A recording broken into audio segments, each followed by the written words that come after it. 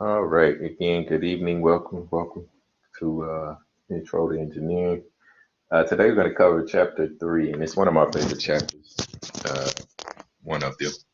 There are three that I particularly like to cover, uh, but this is one of my favorites, and it's engineering design.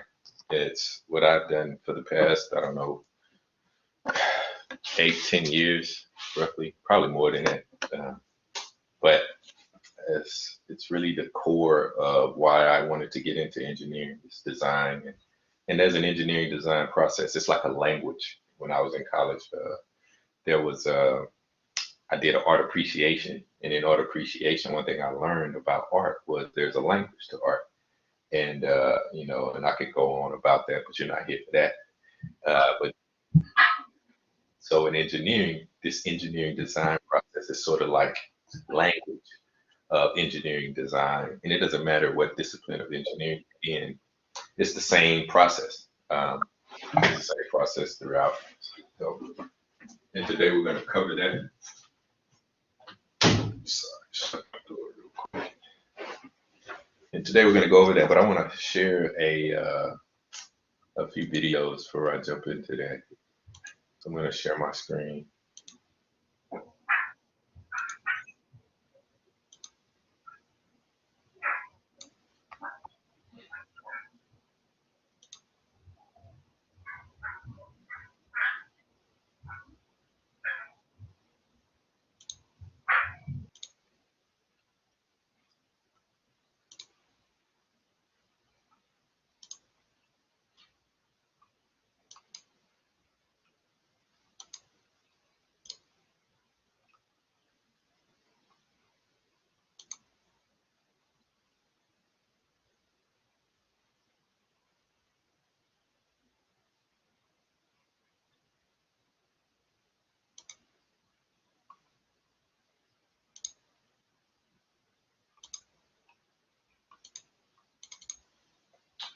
Oh man, not playing. There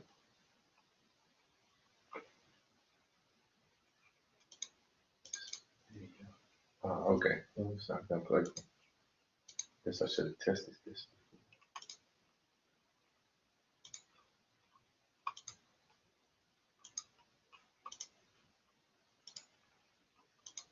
All right. Well, maybe I'm not going to show videos. All right. Well, that's fine. Uh, I don't need the videos. I just wanted to share the videos because sort of kind of wake you guys up a little bit. But I'll just go back to my slides. I'll do this myself. Just kidding. But no, they were pretty cool videos, especially the lady. She had a really good talk that she did. Um, well, wait, let me try one more thing.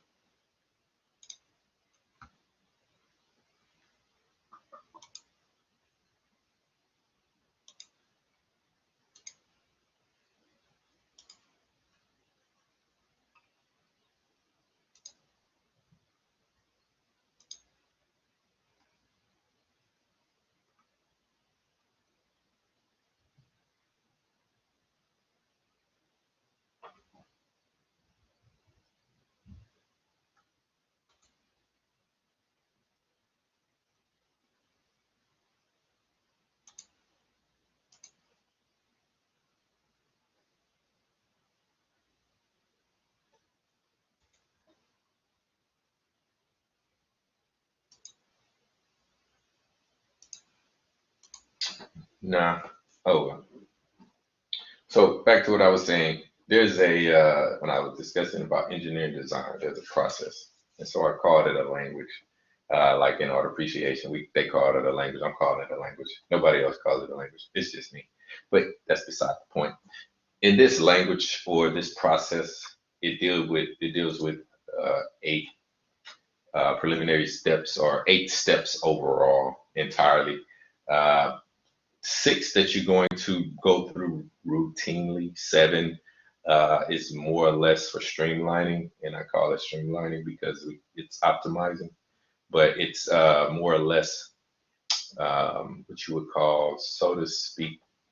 increasing your margins, and that could be in any facet of your design. So when I say increasing your margins, that could be cost versus price, right? How much it costs you to design it, uh, in comparison to the price that you're going to charge for it, right? And so you want to make sure that margin has a sizable gap, right? You want to make sure you're earning a profit off of it. But when I say optimize, I'm talking about, which we're going to talk about it later as we go through these slides. But when I say optimize, I'm talking about increasing that margin, right? You may start out with a certain margin, and then you're like, hey, well, maybe there's some ways for me to optimize it. Maybe there's a way for me to increase that margin by tweaking some things in my design, right? And so, but 7 and then 8 presentation, you may not do but 1 or 2 presentations. But steps 1 through 6, you may keep redoing them over and over again until you come up with the best design, right, possible. So in this engineering design process, the first step is always the need. What is the need, right?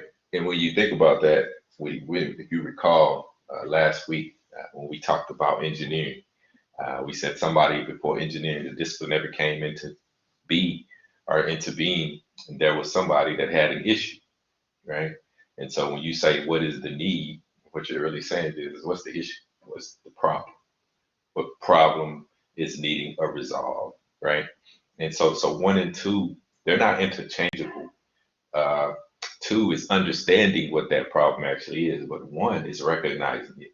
You know what I mean? You see that I need a toothbrush, my breath stinks. That's the issue, right? And it's not just my breath stinks, right? Or it could be developing gingivitis, or I'm getting some type of a disease in my mouth. You know, I'm getting cavities, and I want to have some preventive maintenance. All right, and so that's the need. I need something to help prevent problems from occurring with my teeth. And so when I brought that up last week, there was a point in time where we didn't have toothbrushes. So the toothbrush was the resolve to the issue, right? So you recognize the need. I need to come up with something to help, maintain my teeth and my pretty smile, right? And my pearly whites, or my pearly off whites, whichever you have, right? And so you start there, right? And then 2, you understand what the problem is. And that just goes back into, after you recognize it, you understand, you gain an understanding of truly what you need to develop to resolve the issue, right? What do I really need? Because if you think about it, and I don't want to just talk, but for the most part, I'm going to be talking, and then we'll do some interactive stuff. There's a problem that I want to work an example. But step 2, when you think about understanding what you need. So once you see that, hey, I need a toothbrush, or I need something to help prevent, you know what I mean, maintain or prevent diseases from occurring within my mouth, or maintain my pearly whites, or what have you, right? I need to figure out what I actually need to do that. Because if you remember or you recall, I brought up, hey, maybe they got some mint leaves, and they would put the mint leaves in their mouth, right? And then they were like, well, that sort of freshens our breath, but it doesn't actually clean our teeth, right? So it's just like, so you have to understand, and define the problem. After you understand and define the problem, and come up with the resolution, right? So it's like, I have a breath problem, okay, but then I also have a stain problem, but then I have stuff in between my teeth, right? And so you define that problem, get an understanding of what the problem is, or define it, right? And then you like, okay, all right, I know what I need to do to resolve it, right? And that goes into step 3, right? Research and preparation. And I'll run through these slides as well. Like I told you before, I don't like to talk from slides. I like to just explain it to you, and then you can go back and look at these slides if you want, which I recommend you do. But anyway, so going back into the process, so you go into the research and development, right? And when you get to research and development, that part is more or less where you go back and do some research on how to come up with a solution. And then you're also researching another thing, which um, is there something that's already out there that somebody is using? If you recall, I brought up, back then, back in the day, around that time, before toothbrushes and all of that, you think about uh, some 50 AD or 50 BC, however you want to call it. I don't know if what they use, what type of cleaning utensils they use, but in different parts of the world, different people may have used different things, and they couldn't communicate and be like, "Hey, man, what y'all using? What are y'all using?" Nah, it's just like, and there weren't any books written on this, right? So they couldn't go back and like read books that was written. No, what you had to do was you had to go and talk to certain people that, maybe mechanics or, chemists or people that dealt with chemicals. When I say chemists, because there were people dealing with chemicals back then, there were people creating booze back in the day. Yeah, you had booze. People that mess with herbs, you had those same people, same group of people, right?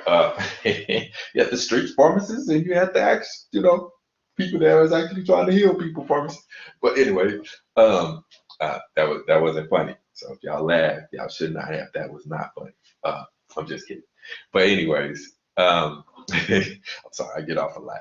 But so they had to go, they had to go and talk to these different people that dealt with these things, right? And if you had like even people that cooked, right, they dealt with herbs and things like that, and they dealt with chemicals like seasonings, how to season foods and stuff like that. When you think about, yeah, seasonings were around back then. It's just like, what? Yeah, season, yeah, absolutely.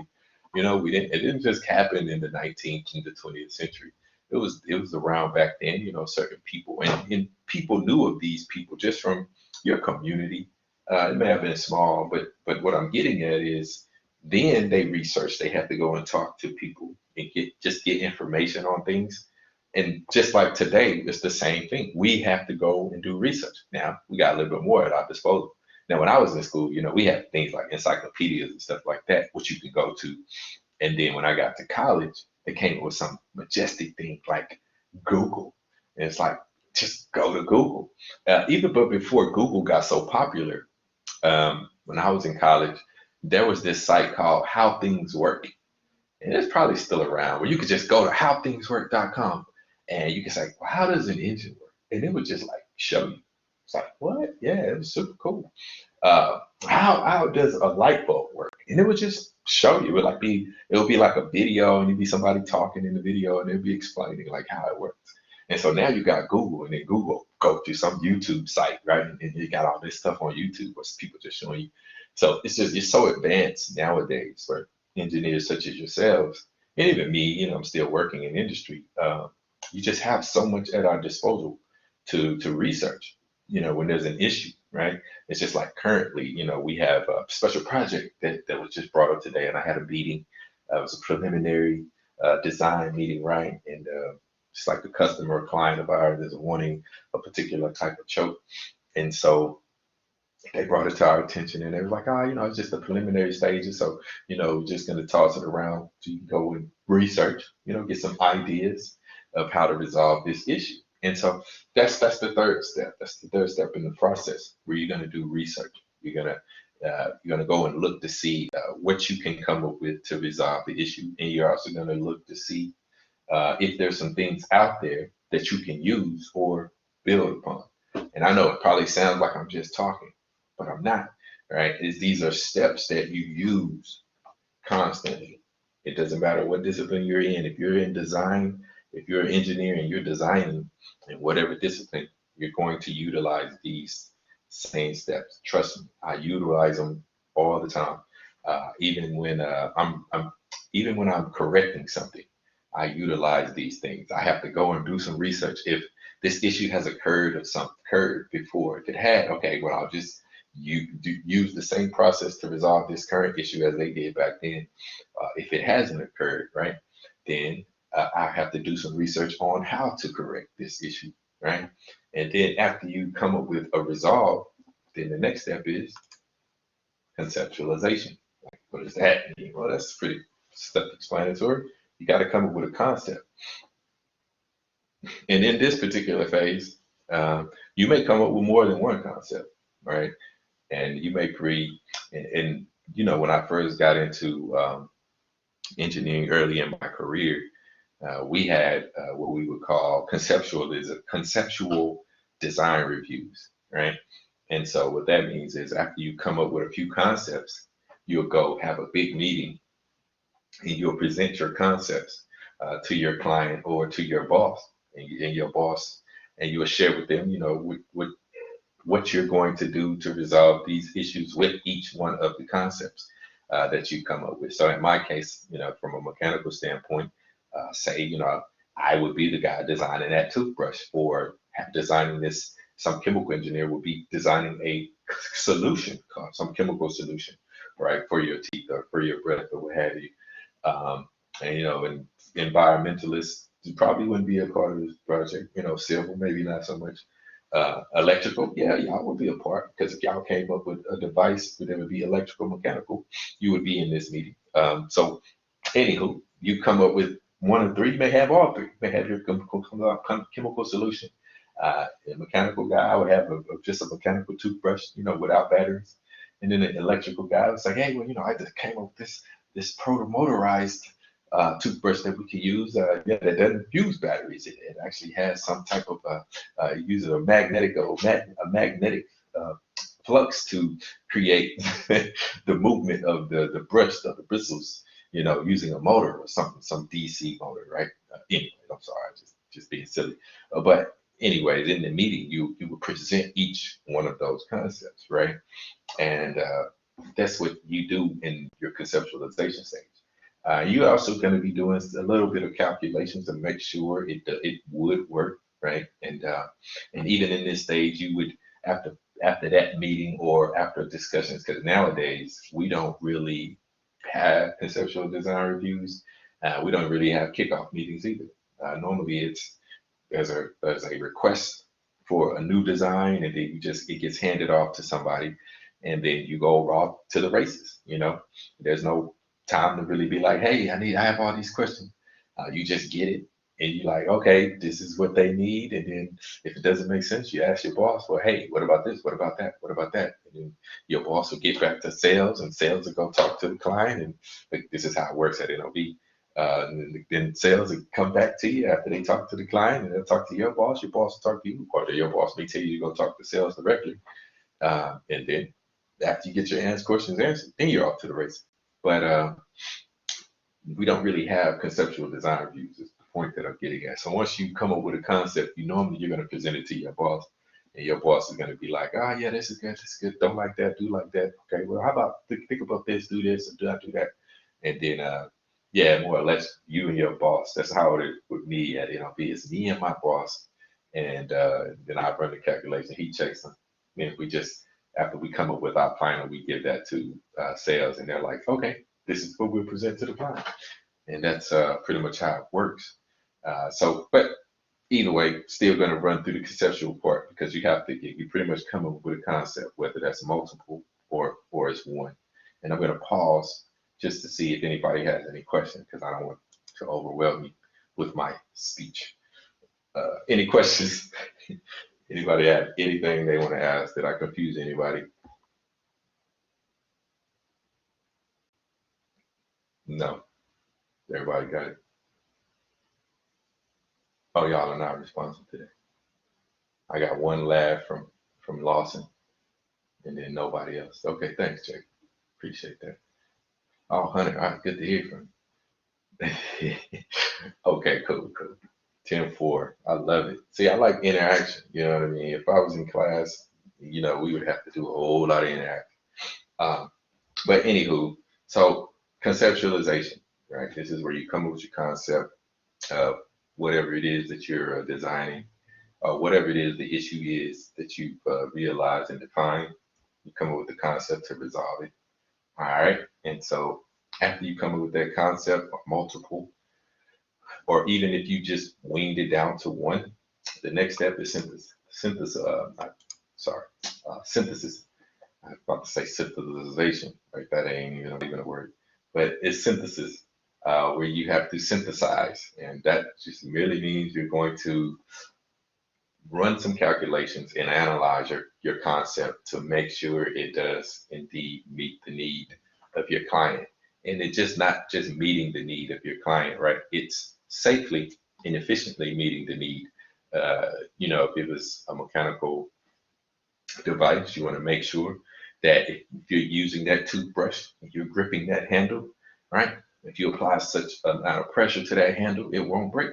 Or if you're brushing your teeth, your bristles won't wear after the first use, right? If you look at the life of your toothbrush, some of you may know this, some of you may not.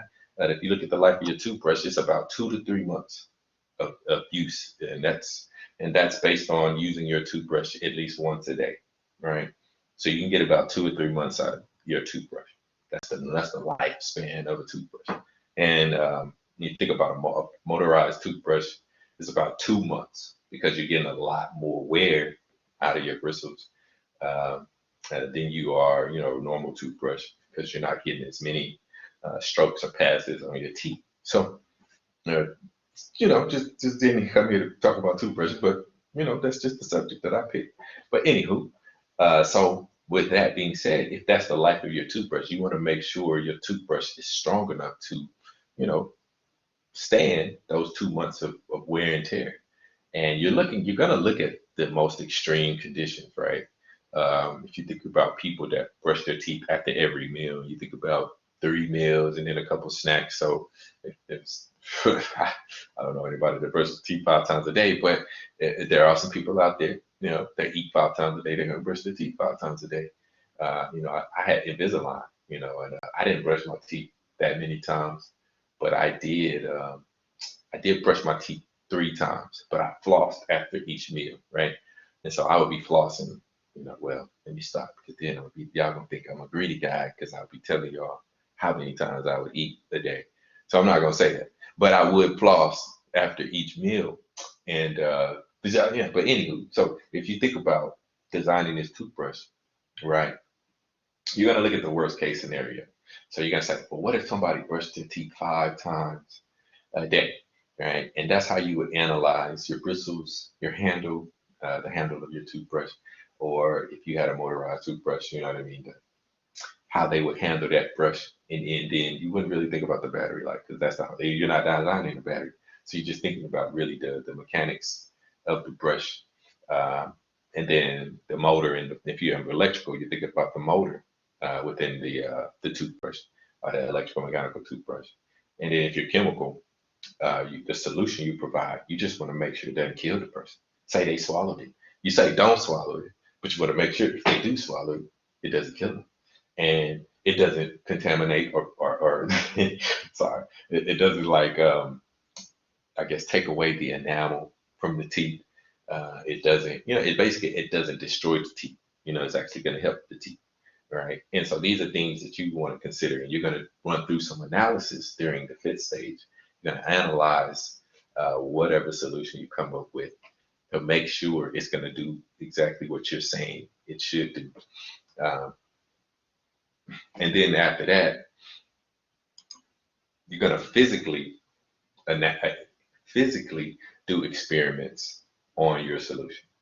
It's just like we do tests. Like I'm in charge of overseeing tests that we have on our choke. So I'll go to Louisiana, which was where I was going to be going today, and then we'll run pressure tests on the choke, right, to make sure it withstands the pressure. Make sure it functionally it would move the way we designed it to move. And then all of the soft materials in the inside of the choke, hey, they're not allowing any of the pressure to escape. The seals, it's actually holding the pressure and holding the fluid inside. There's no leaks. And so you're going to physically do an experiment on it. You're going to physically do an experiment on the battery or on the motor that's within the toothbrush or on the solution. And then making sure you're going to test it on something. That sucks, right? Because you got to test that solution on something, make sure it don't kill anybody.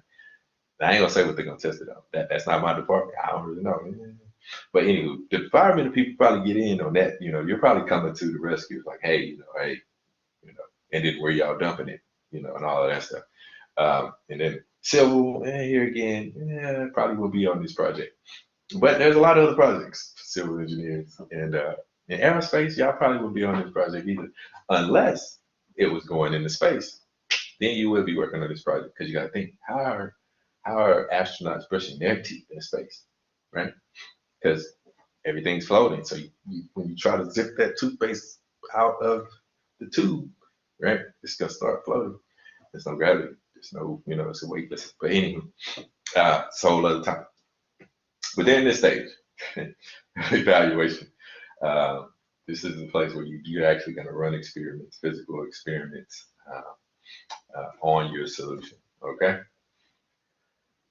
And then lastly, not lastly, but most close to the last portion of this is optimization. All right. And the way we describe optimization is you're going to optimize, you're going to minimize or maximize whatever that design is to make your solution better. And so, I promised you guys I would go to my handy dandy whiteboard. And so today is the day. We're going to go to the handy dandy whiteboard. And I know y'all been waiting on this. So here we are. And I'm going to need a volunteer to do what? Oh, man. And so I pretty much have an idea who's going to step up to the challenge, but maybe somebody will surprise me. We're going to work an example.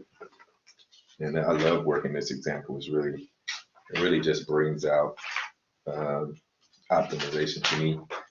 And, so I'm happy that we chose this. The book, I'm recording this, but I don't really like the book. I'm not going to lie to you guys. But for this particular problem, this particular portion of teaching, this is a really good example. I'm trying to find out where the example is, so that's why I'm working through these pages. It's like, man, you should be better prepared for class. It's like, hold your horses. We've only been here for 30 minutes. This is a 2-hour course. I have to utilize my time wisely. Y'all got to get y'all's money's worth. I'm just kidding. I'm silly, super silly, guys, if y'all hadn't noticed. So, optimization. If you would go to example 3.1 in your book. Now, if you have the new book, that's page 68. If you have the old book, I have no idea what page that is. No, I'm just kidding. Let me grab my book so that you guys know.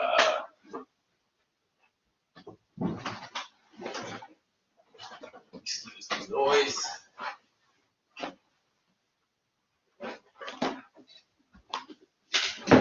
If you have the new book, it's on page 68.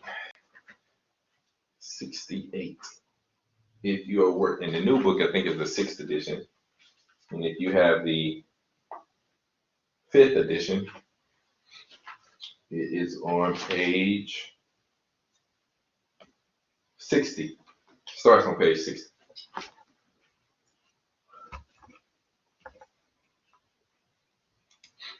And what I'm going to need from somebody, because I like interaction, if you don't mind, kind sir or ma'am, sir,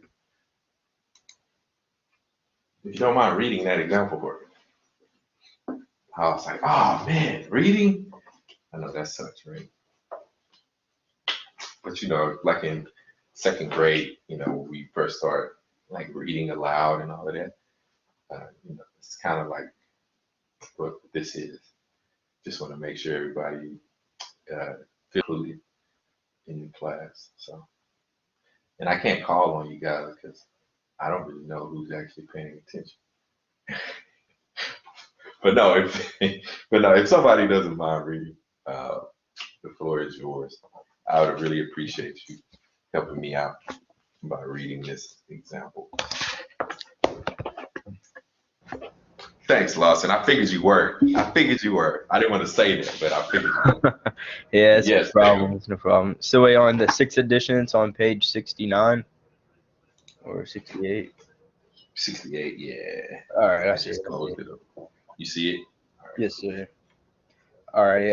Assume that you have been asked to look into purchasing some storage tanks for your company. For the first purchase of these tanks, you are given the budget of $1,680. After some research, you find the two tank manufacturers that meet your requirements. From the manufacturer A, you can purchase 6-foot squared capacity tanks that cost $120 each.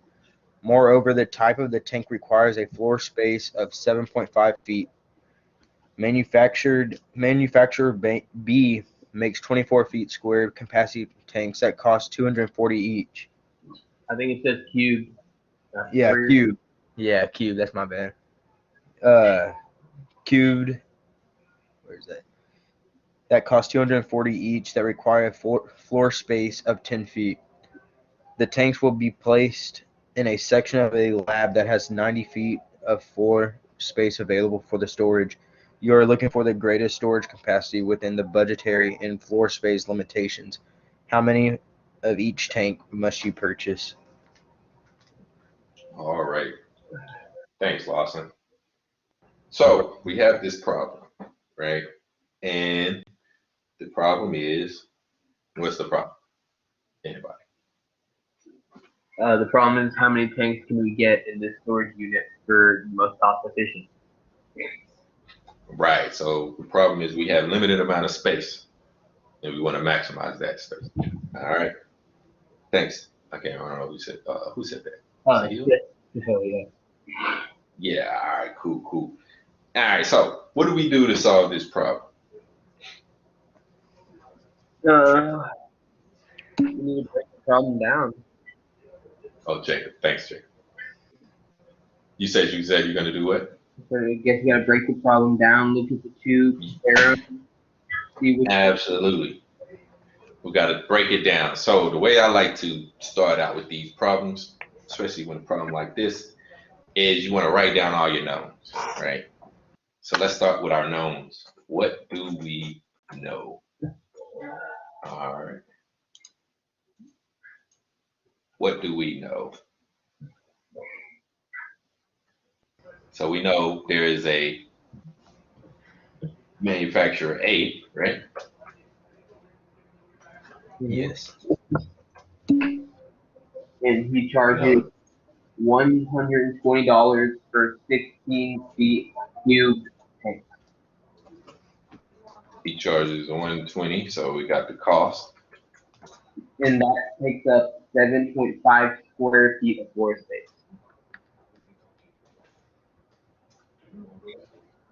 So you said 120 per. Per unit. $120 per unit. Okay. Capacity How tank. many square feet? 7.5 square feet. All right, for square footage, I'm gonna go SQ. All right. Yeah. And square footage of the tank was it 16 or 10? I don't remember. 16. 16. So the other one's 16.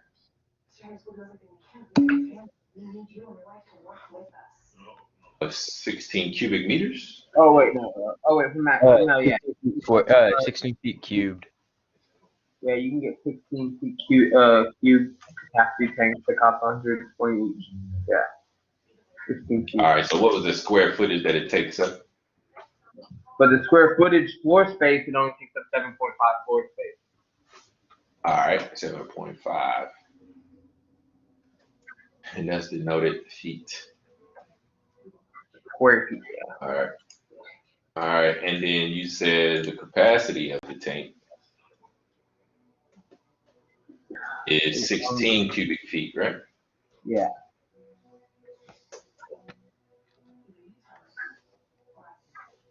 All right, cool. Where And what else do we know about manufacturer A? Is that it? That's it. I mean, they didn't give That's a it? volume, but you kind of get it. I mean, if you really wanted to. Yeah. And then for B. All B, right, let's go to B. B has a 24-foot capacity cube tank that costs 240 and requires 10 feet of floor space. All right, so you got cost 240.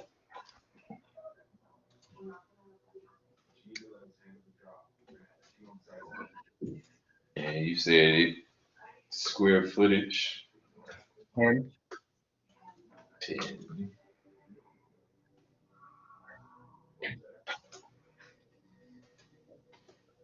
And the And it capacity has a capacity of 24. 24, yeah.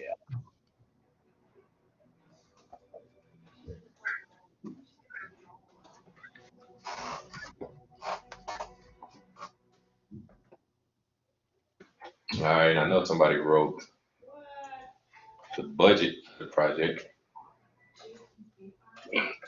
Obviously, you pick one company. It seems like one company kind of much better than the other. You said what? Are you talking to me? Oh no. Sorry, I'm kind of rambling in my mind. Oh, okay. All right, so you got the budget of 1,600. All right, these are the knowns. So we know the cost for each tank. We know the floor space that it takes up, and how much floor space do we have total? Did it say that? 90 feet squared. All right.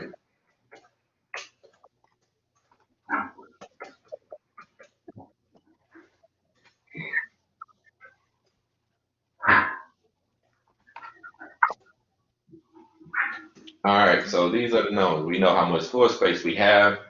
We know how much floor space each tank will utilize.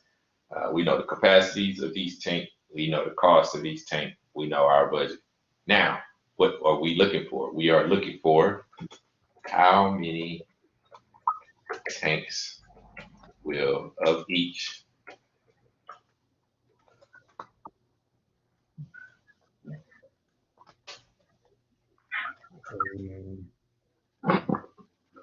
occupy the floor space. That's what we're looking for, all right? How many tanks of each manufacturer will occupy the floor space? The given floor space. The floor space that we have is 90 square feet. We know the square footage of each tank.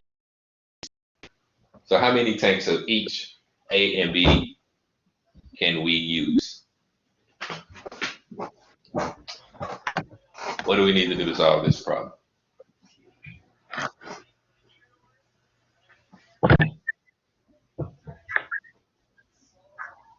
Anybody know? I mean, break it down and make it like a math problem. Right, that's exactly what we have to do. Exactly what we have to do. We got to use math to solve this problem. So what are we going to do that? Give me a second. I'm writing this down. So what'd you say? I'm sorry, I'm writing something down real quick. Go ahead, Lost.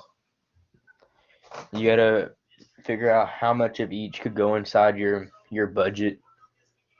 All right, so you're saying, so if I take my budget, Mm-hmm. right, so we go 1,600 is equal to what? Is equal to 120x plus So let's go 240 120A, A because it's A, tank A, plus 240 B. B. Cool, all right, I love it. And then what else do we need to do?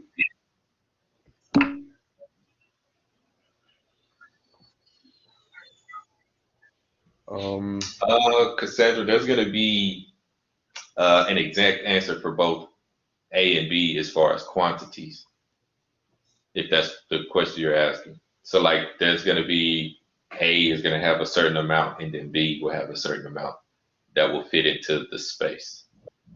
And that should kind of like give you a hint to what we need to do next. Well, I mean, you can have like part of a tank, you know, so should be like a pretty solid number. Yeah, it'll be a solid number. Yeah, it'll be a whole number, in other words. Yeah. Give an exact result. Right. So what do we need to do to solve this equation? So how many unknowns do we have? You have 2 unknowns. So how many equations do we need? You need two equations that equal each other. So we need two equations. So we need one more equation. So that would be the 1,680 equals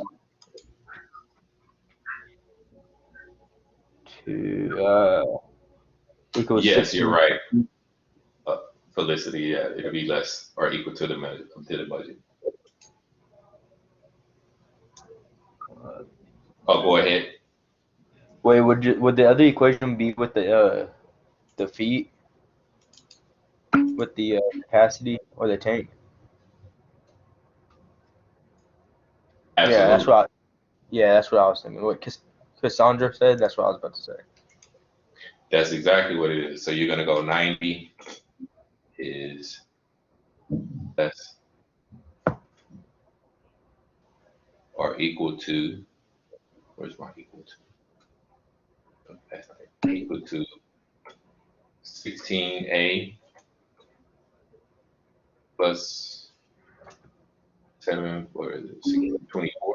Is it 16 or is it Yeah. 7.5? It's 7.5, I believe. Yeah, Yeah, 7.5A. 7.5 and 10 feet squared. All right, and B. So since the square footage across the units, what we call units, are all square footage, they cancel out just like the dollars. They're all the same on both sides of the equation. They cancel out. Does that make sense? Yes. All right, cool. All right, so that's the second equation. Now we have to do what?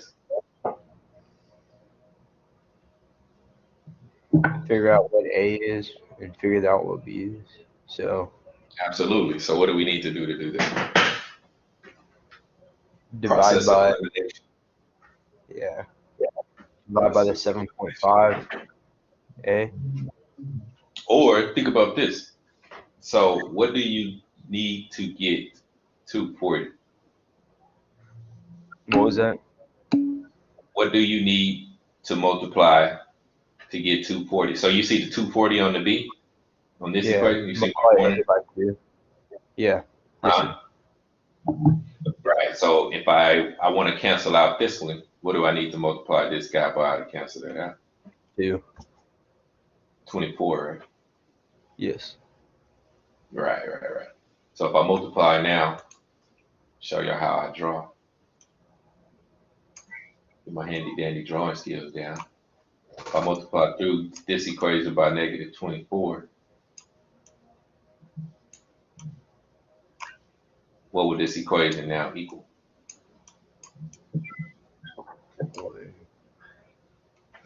They multiply to 24?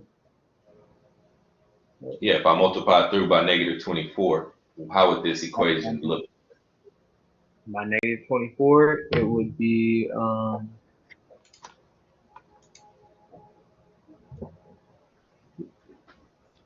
Negative 2,160.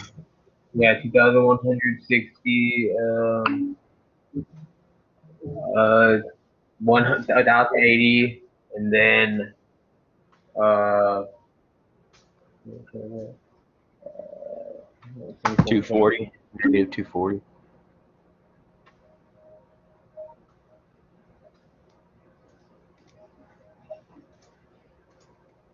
All right. So then if I added this equation to the first equation, so I go 1,600.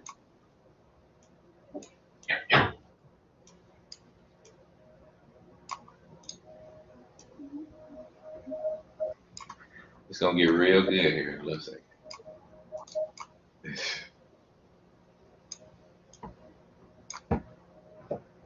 What's that, 120?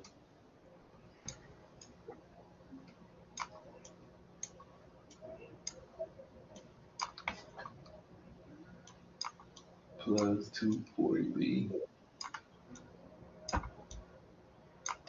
Okay, I get it now. All right, and you add these two, so you see these two cancel out, right? All right, and then you just you just have A left, so that should be negative 180. A plus 120. A gives you what? Negative 68, right? Yeah. And then that is less than or equal to, what's that? Negative Negative 500. 480. Negative 480. 480. Sorry, I didn't see that. Can't see either. Look at that. Can't add, can't see. I'm just kidding. All right. So then you So get negative 8. 480. So you get A is equal to 8. 8. And what is B?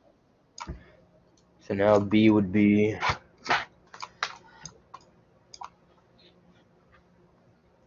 Just plug 8 back into one of these equations. yeah. 63. B would be 3. B would be 3.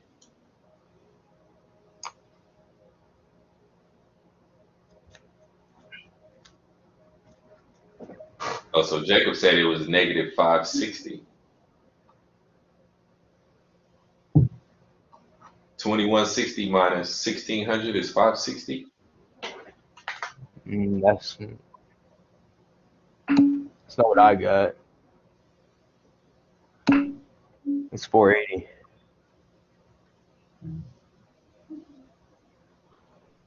Yeah, it's 560. What?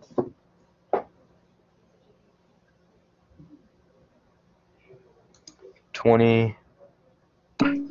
160 minus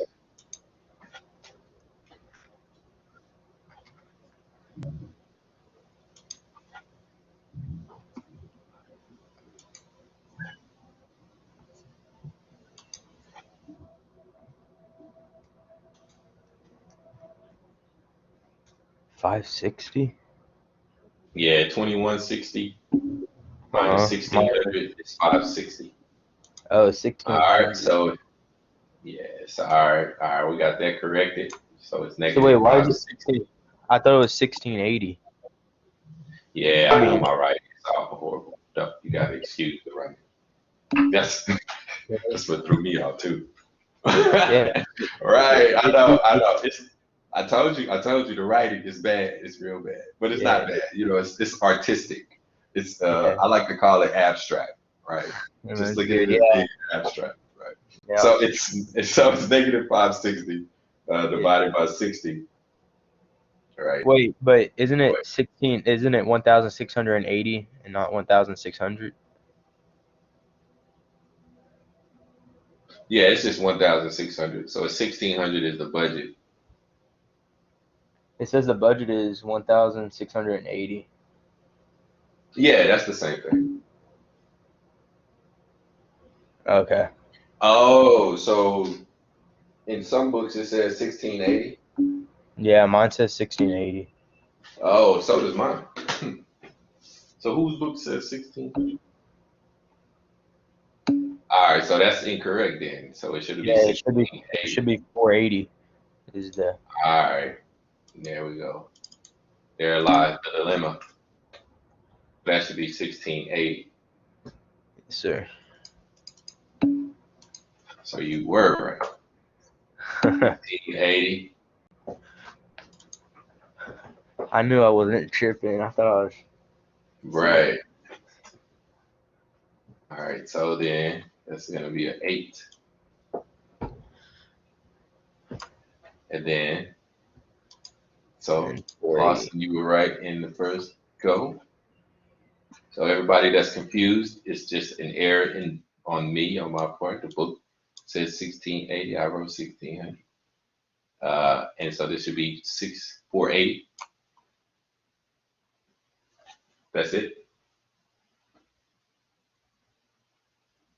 Yes. All right, and then that just goes back to this. A 8 and B is 3. Yes, sir.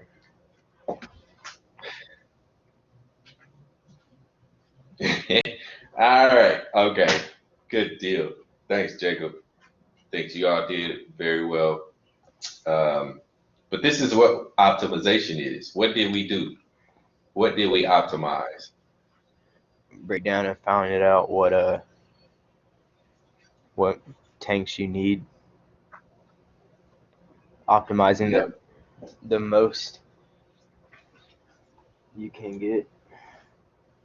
We optimized the floor space. Yes. So that's optimization at its finest. What are some other things we can optimize? If you think about something that you utilize on a daily basis, I'll give you one before anybody answers because I know I got a lot of mechanicals on here. What's optimized the most is your engine, your car engine. You have so many cars that are getting a smaller engine and they're producing the same amount of power, right? And that's what you want, right? As far as an engine, you want a smaller block that can produce the same amount of torque, right? For those of you that are mechanicals, you know exactly what I'm talking about. And then some of you chemicals, environmentalists, y'all might know that too, because everybody likes cars, you know? So, but another thing that you can optimize, right? Just thinking about it. I mean, I'm going to make that a quiz so y'all can just hold your answers. But that's, oh, let me go through a couple more things. Does anybody have any questions on optimization before we wrap that up? No, sir. Right. That's good, Felicity. Yes, the amount of tanks you can both use for the floor space and buy. So it's like you maintaining that within your budget. So you optimize your budget as well. You maximize your floor space, you minimize your cost. All right. So go back to the slide. So then after you do your optimization, the last thing that you're gonna do is you're gonna present. You're gonna present your findings. If you're doing some type of chemical experiment, you're going to present your concept. If once you decided or come up with, I love that slide, by the way, you're going to present your ideas, you're going to present your design, you're going to persuade the audience as of why it works. You're going to show them how you did this nice little calculation with optimization, right? You're going to do all of that, and you're going to do it in a manner that is professional. You know, you're not going to use a whole lot of terms that's going to confuse people. You know, when I was in school at A&M, I was in my ethics class. They said you do not want to be ambiguous, right, or ambiguous, and that just really means unclear, right? You want to be very clear. You want to be very lucid. All right. So when you are presenting, you want to make sure you use terms that are relatable and understandable. You don't want to talk over people's head, but yet at the same time, you don't want to be too layman to where they're like, I don't know if he actually knows what he's talking about. But anywho, you want to nail your presentation, okay? And so you dress for the part and you knock them dead. Not literally though. So any questions on that? Nah. And I always remember like when you're doing a presentation, pictures, pictures, pictures, right? You want to make sure you have something that's visual so that they can see it. Yeah, because you know, pictures they just tell they speak 1,000 words. Probably more than that. But I don't even know why 1,000 is the limit, but that's what you use, right? It's just a common saying. And I'm being silly again. But another thing I want to point out to you is a couple other things. It's not in my slides, but there's things that you need to go and review. I'm just brushing over them. Is in the engineering design process. I gotta get to the page. It's in the book. But a part of your design process, and if you go to civil engineering design process, there's some more steps that talks about it, but I didn't talk about them. Is project planning, this project planning phase. And so it's not a part of the design process. in those steps, but it's like a step down, perhaps, or or what have you, within these design processes, right? So there's this project planning stage, and you could say it goes in step 3, um, or in between 2 and 3. After you define the problem, you could say it's like a 2A, or yeah, definitely. So you could say it's like a 2A, where you can go project planning, because you don't want to spend too much time on this design. So you want to come up with a schedule, all right, that you want to stick to. So you want to let your boss know, your manager know how much time it's going to take you to actually accomplish this, right? And so that's why I said it could be either here after you define the problem, or it could be a part of understanding and defining the problem, right? Or no, I'm sorry, that's the same thing. Or in your research page, you could explain after you've done your research to figure out what you're going to do or what have you. But project planning is definitely something you need to include as a second tier level of this process. And then something else you also want to consider in your conceptual stage is material properties, and that's also in this book later. The 5th edition, it's page 70. So engineering economics, material selection. So that engineering economics goes into the project planning, and then you go your material selection. So you want to look up. It doesn't really give you a lot of chemicals, but it does talk about things like electrical resistivity, density, modulus of elasticity, tensile strength. Whatever you're going to use, thermal expansion, uh, whatever you're going to use to provide a solution to the problem, you need to know the material you're using and the properties of those materials. All right. So that's just something we want to look at. And then lastly, what would probably go into optimization, like a tier of optimization, would be sustainability, right? Sustainability.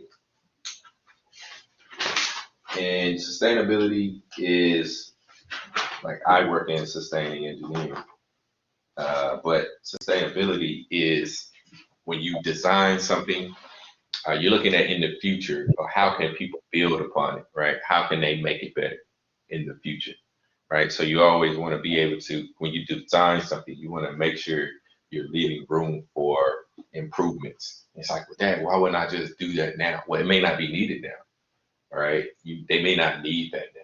They may not need that supercharged engine or what have you right now.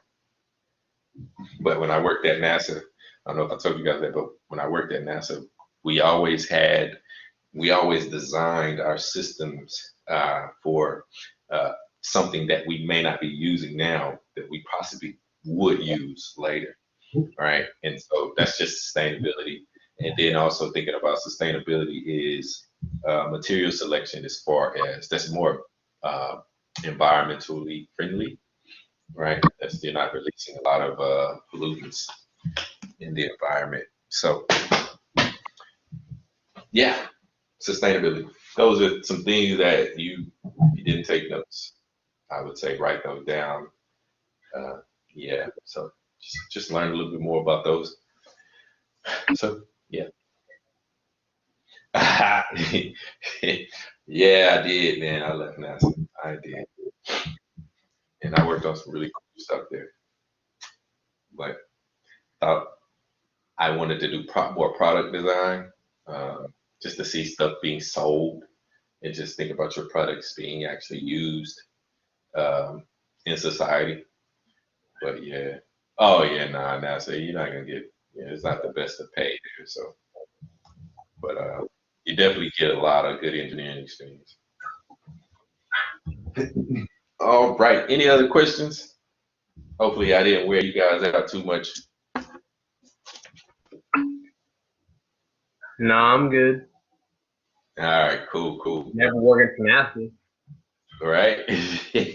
Man, it's not a bad place, honestly. You can get pretty good pay there. One of my friend's dad is actually head of his department in NASA. They just moved to Colorado for some reason. I don't know why. I don't know what's going on there in NASA, but Oh, okay. I think Elon has a shop facility there.